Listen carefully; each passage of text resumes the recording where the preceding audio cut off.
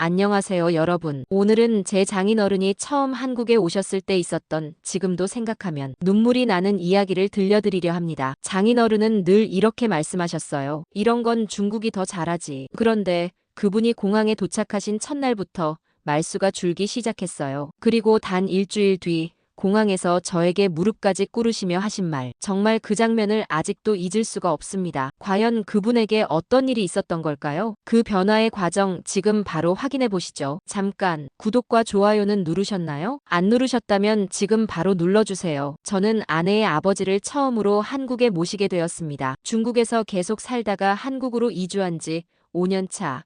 드디어 용기를 내어 장인어른을 초대했죠. 솔직히 말하면 걱정이 많았습니다. 장인어른은 중국에 대한 자부심이 강하신 분이라 한국에서 불편해하실까 내심 염려됐어요. 인천공항에 도착했을 때부터 눈치를 살폈습니다. 장인어른은 활주로에 내려앉는 순간부터 창밖을 뚫어지게 바라보셨죠. 공항 건물로 들어서자마자 첫 한마디가 나왔습니다. 이런 공항은 중국 상하이에도 있다. 우리가 더 크지. 마음속으로 깊은 한숨을 내쉬었습니다. 이제 시작인데 벌써 비교가 시작됐네요. 입국장에서 짐을 찾는 동안에도 장인어른은 계속 중얼거리셨습니다. 짐 나오는 속도 중국이 더 빠르다. 베이징 공항에선 5분도 안 걸리는데. 아내는 제게 눈짓을 보냈습니다. 참아라는 신호였죠. 저도 알고 있었어요. 장인어른의 이런 태도는 어쩌면 낯선 곳에 대한 방어기제일 수도 있으니까요. 하지만 솔직히 저도 사람인지라 기분이 좋진 않았습니다. 공항에서 나와 공항철도를 타는 동안에도 상황은 비슷했어요. 디지털 안내 시스템을 보시더니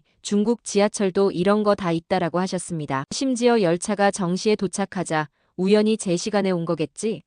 라며 웃으셨죠. 저는 최대한 침착하게 서울 시내 풍경을 설명해 드렸습니다. 하지만 장인어른의 반응은 늘 같았어요. 중국 베이징은 더 웅장해, 상하이는 이보다 화려해, 스촨 요리가 최고지 등등. 듣다 보니 한국의 모든 것이 중국보다 열등하다는 말씀만 하시는 것 같았죠. 집에 도착해서 잠시 쉬는 동안에도 장인어른은 창밖을 내다보며 아파트 크기가 중국보다 작네라고 말씀하셨습니다. 저는 그저 미소로 넘겼지만 속으로는 이제 일주일을 어떻게 버티나 걱정했어요. 아내는 제 어깨를 토닥이며 아빠가 원래 그러시니 신경 쓰지 마라고 위로했지만 앞으로의 일정이 걱정되는 건 어쩔 수 없었습니다. 그날 저녁 장인어른은 텔레비전을 보시다가 한국 드라마에 흥미를 보이셨어요. 잠시나마 비판을 멈추신 듯 했죠. 저는 그 모습을 보며 혹시 변화의 가능성이 있을까?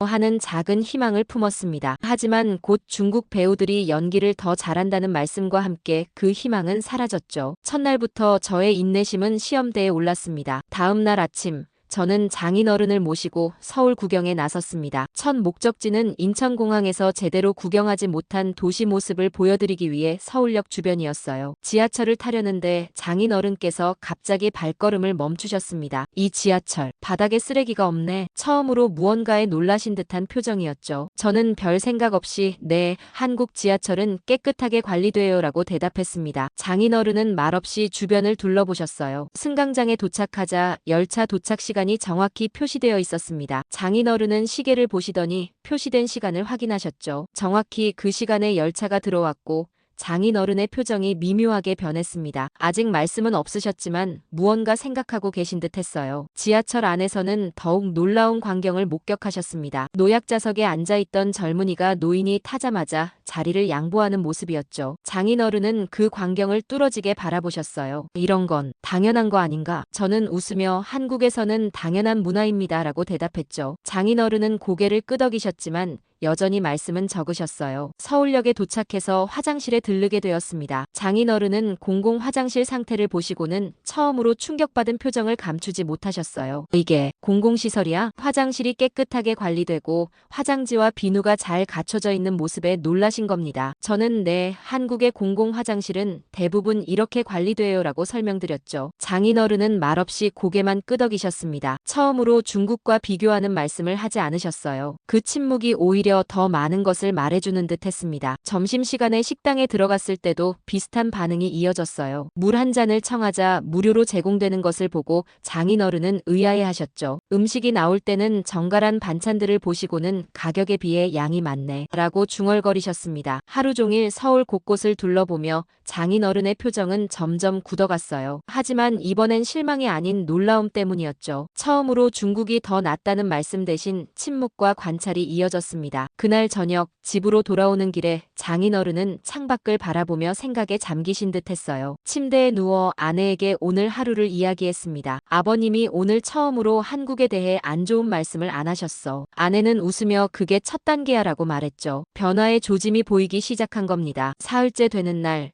저는 장인어른을 무인 마켓으로 모셨습니다. 요즘 한국에서 인기 있는 무인 시스템을 보여드리고 싶었어요. 문을 열고 들어서자 장인어른은 주변을 두리번거리셨습니다. 직원이 없네. 어디 있지? 저는 미소 지으며 설명드렸습니다. 이곳은 무인 마켓이라 직원이 없어요. 손님들이 스스로 물건을 고르고 계산하는 시스템입니다. 장인어른은 의아한 표정으로 물으셨어요. 그럼 물건 훔치는 사람은 어떻게 막아? 대부분의 사람들이 정직하게 계산하고 가요. 물론 CCTV도 있지만 기본적으로 신뢰를 바탕으로 운영됩니다. 장인어른은 고개를 갸웃하시며 주변을 살펴보셨죠. 사람들이 물건을 고르고 셀프 계산대에서 결제하는 모습을 유심히 지켜보셨습니다. 한 젊은이가 음료수를 집어 바로 마시면서 계산대로 향하는 모습에 눈을 크게 뜨셨어요. 저기 봐요. 계산하기 전에 먼저 마시고 있네요. 저는 고개를 끄덕였습니다. 네, 한국에서는 흔한 일이에요. 목이 마르면 먼저 마시고 나중에 계산해도 되니까요. 장인어른은 고개를 절레절레 흔드셨어요. 중국에서는 상상도 못할 일인데. 물건을 몇 개 고르신 후 장인어른은 계산대 앞에서 당황하셨습니다. 바코드를 어떻게 찍어야 할지, 결제는 어떻게 해야 할지 몰라 하셨어요. 제가 도와드리려 했지만 장인어른은 내가 해볼게라며 고집을 부리셨습니다. 몇 번의 시행착오 끝에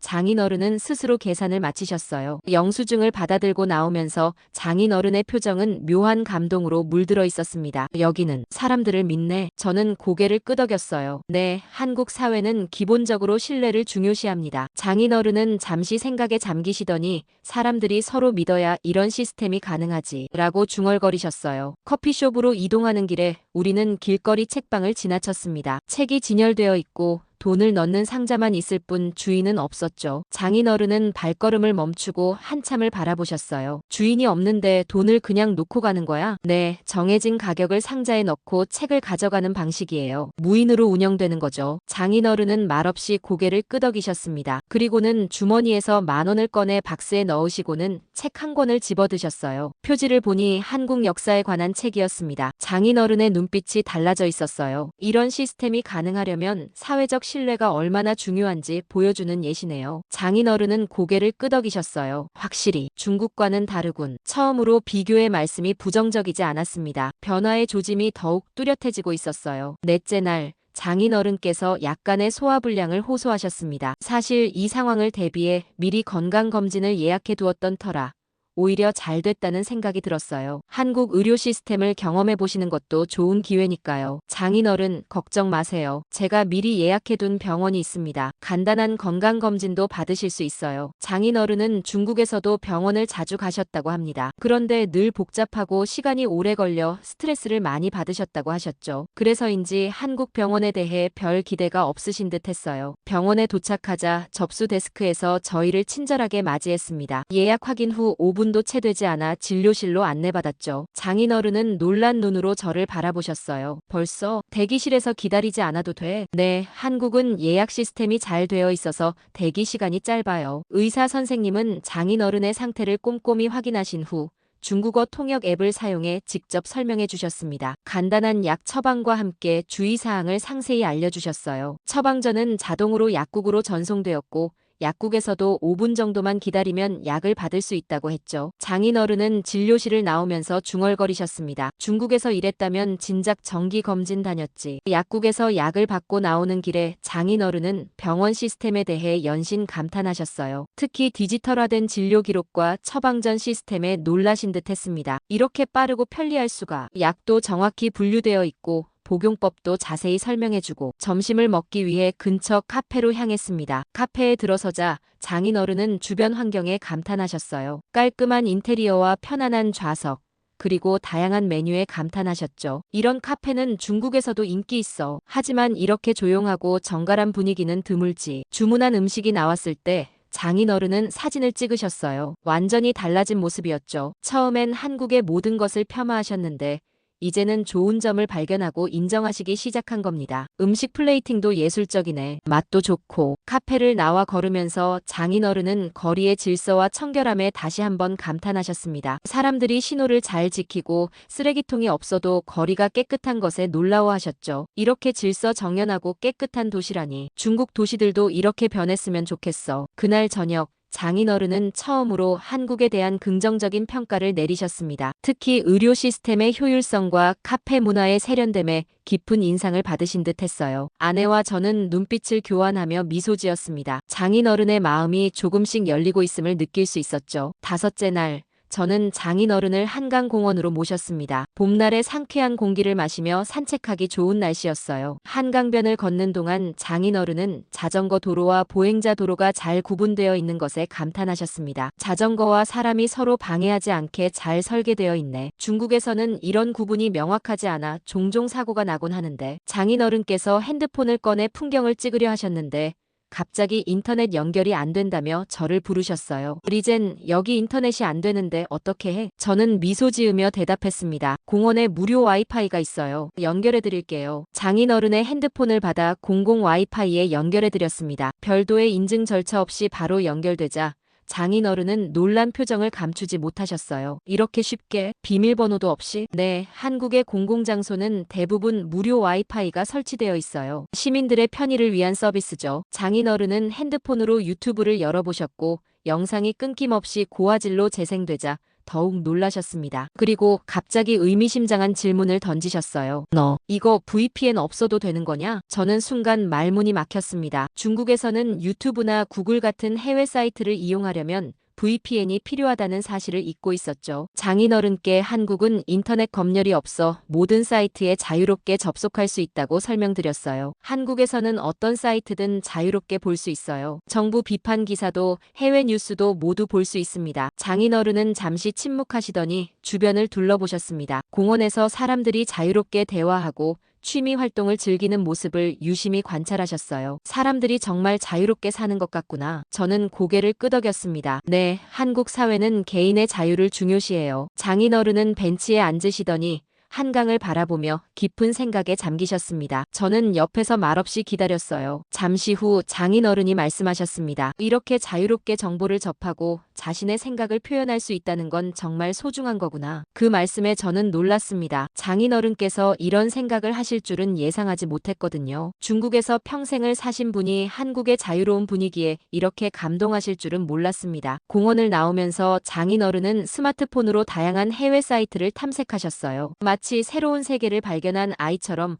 호기심 가득한 표정이었죠. 그날 저녁 내내 장인어른은 평소보다 말씀이 적으셨습니다. 무언가 깊은 생각에 잠겨 계신 듯 했어요. 여섯째 날, 갑작스러운 회사 일로 저는 장인어른을 혼자 두고 잠시 나가야 했습니다. 아내도 출장 중이라 장인어른 혼자 시간을 보내셔야 했죠. 걱정이 되어 호텔에서 쉬시라고 말씀드렸지만 장인어른은 의외로 단호하게 거절하셨어요. 나 혼자서도 충분히 구경할 수 있어. 지하철 타는 법은 이미 배웠으니까. 저는 걱정스러운 마음에 주요 지하철 노선도와 제가 있을 회사 주소, 그리고 만날 약속 장소를 메모해드렸습니다. 장인어른은 자신감 있게 메모를 받아들고 출발하셨어요. 걱정 마. 내가 어디 어린애도 아니고 약속 시간에 맞춰갈 테니 너는 일이나 잘 봐. 회사에서 업무를 처리하는 동안에도 마음이 편치 않았습니다. 중국에서 오신 장인어른이 서울에서 혼자 길을 찾을 수 있을까? 언어도 통하지 않는데 무슨 일이라도 생기면 어쩌지? 생각만 해도 불안했어요. 업무를 마치고 약속 장소인 명동의 한 카페로 서둘러 갔습니다. 약속 시간보다 20분 일찍 도착했는데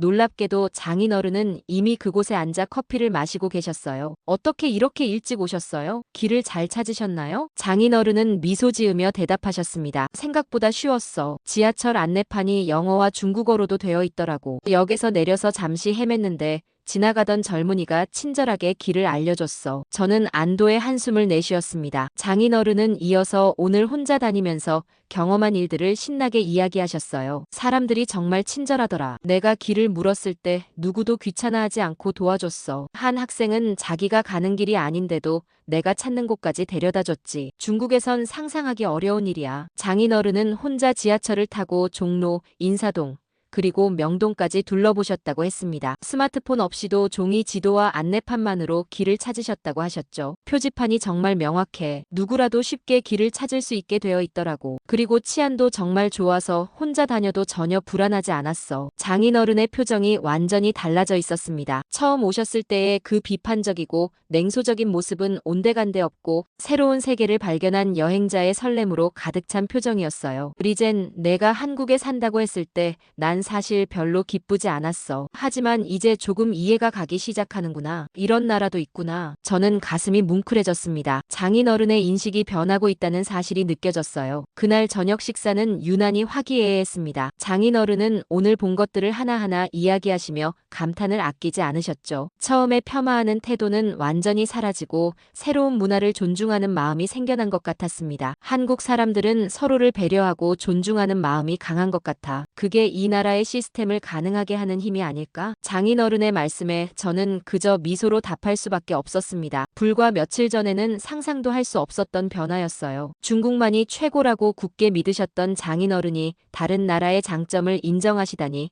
정말 놀라운 일이었습니다. 일곱째 날, 저희는 명동에서 쇼핑을 하기로 했습니다. 장인어른께서 중국에 계신 친지들을 위해 선물을 사고 싶다고 하셨거든요. 평소 쇼핑을 즐기지 않으시던 분이 한국 제품에 관심을 보이시니 더욱 기뻤습니다. 명동 거리는 주말이라 더욱 붐볐습니다. 화장품 가게, 의류 매장, 잡화점을 돌아다니며 여러 물건을 구경했어요. 장인어른은 한국 제품의 디자인과 품질에 감탄하시며 이것저것 구입하셨습니다. 한국 제품은 포장도 예쁘고 품질도 좋구나. 특히 화장품은 중국에서도 인기가 많아. 즐겁게 쇼핑을 마치고 식사를 하러 가는 길이었습니다. 그런데 갑자기 장인어른께서 주머니를 뒤적이시며 당황한 표정을 지으셨어요. 이상하네. 내 카드가 없어. 저는 깜짝 놀랐습니다. 언제 마지막으로 사용하셨어요? 아까 화장품 가게에서 결제할 때 썼는데. 재빨리 그 가게로 돌아갔지만 카드는 보이지 않았습니다. 직원들도 찾아봤지만 없었어요. 장인어른은 당황하셨지만 의외로 침착하게 말씀하셨습니다. 괜찮아. 그냥 분실 신고하면 되지. 현금도 있으니 크게 문제 없어. 하지만 저는 걱정이 됐습니다. 외국인의 카드가 분실됐다면 찾기 어려울 수도 있으니까요. 근처 지구대를 찾아가 분실 신고를 했습니다. 경찰관은 친절하게 필요한 정보를 물어보고 기록했어요. 걱정 마세요. 주변 CCTV를 확인해 볼게요. 혹시 찾으면 연락드리겠습니다. 장인어른은 경찰의 친절함에 감동하셨습니다. 중국에서는 이런 소소한 일에 경찰이 이렇게 친절하게 응대해주지 않아. 대도시에서는 사람이 너무 많아서